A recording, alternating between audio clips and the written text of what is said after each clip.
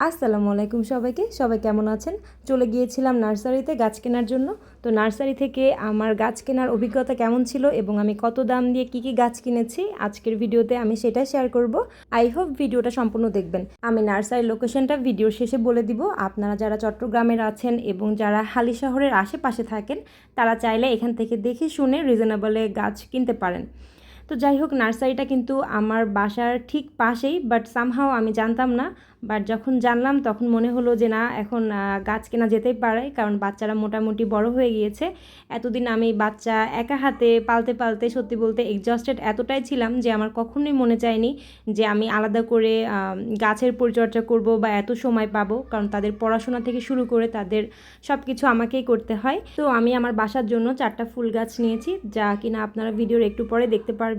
আর আমি কোন কোন গাছ নিলে ভালো হতো আপনারা চাইলে কমেন্টে জানাতে পারেন, এবং যারা যারা অনেক বেশি ফুল গাছ সম্পর্কে আইডিয়া রাখেন আপনারা চাইলে আমাকে ছোটোখাটো টিপস দিতে পারেন যে কিভাবে পরিচর্যা করলে ভালো হয় বা কোন কোন গাছ আমি বেলকনিতে রাখতে পারি, যেটা কিনা আমাকে অনেক বেশি হেল্প করবে এবং যারা কমেন্ট পড়তে আসবে তারা কিছুটা উপকৃত হবে।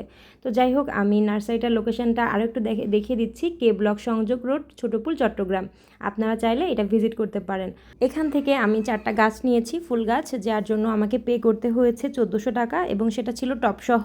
তারা সেটা সম্পূর্ণ রেডি করে দিয়েছিল, এবং এখানকার নার্সারির ভাড়াটাও অনেক বেশি ভালো। রেডি করার পরে সেই রিক্সা ঠিক করে সেগুলা আবার রিক্সাতে তুলেও দিয়েছে, যেটা কিনা আমার কাছে খুবই ভালো লেগেছে। আমার এই গাছগুলো বেলকনিতে রাখার পর কেমন লাগলো সেটার ভিডিও আমি পরে শেয়ার করব। আর ধৈর্য ধরে সম্পূর্ণ ভিডিও দেখার জন্য অনেক অনেক ধন্যবাদ। আল্লাহ হাফেজ।